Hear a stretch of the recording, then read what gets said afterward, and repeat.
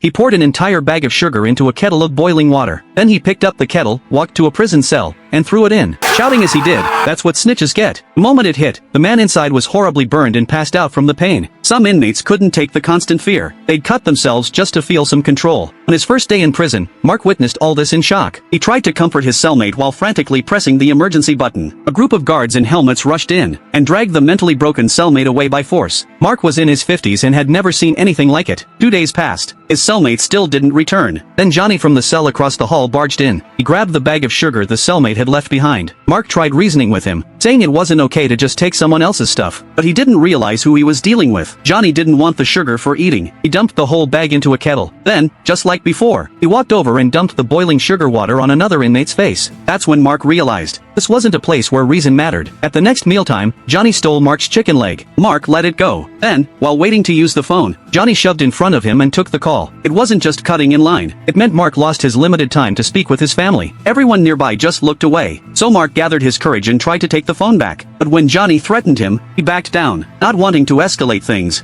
Later that night, his cellmate finally returned. He seemed better, but that night, he swallowed every pill he'd been hiding. He started convulsing. Mark frantically hit the emergency button. The guards showed up, but just stood outside the door. They didn't go in until backup arrived. By then, it was too late. His cellmate was dead. The next day, Mark tried calling his son again, but Johnny showed up and snatched the phone once more. Mark had had enough. He stood right next to Johnny and shouted so loud he couldn't hear anything. Johnny snapped. He punched Mark in the face, breaking his nose. Blood poured everywhere. Watching from the corner, another inmate, Kevin, a prison gang leader, took notice. He asked Mark, "Why don't you ever fight back?" Mark calmly replied, "I'm a teacher." He still wanted to set an example, even in here. But Johnny wasn't done. He spit in Mark's food in front of everyone, calling him a coward. Then one day, a new inmate arrived, one who looked absolutely terrifying. He approached Mark and said he'd heard he was a teacher. He wanted help writing a love letter. Mark gladly agreed. Not only did he write it for him, he also offered to teach him how to read and write. It was the first real friendship Mark had made in prison, but the bond didn't last long. That night, Johnny came back. He poured an entire bottle of turpentine on Mark's feet. The next step was to light the match.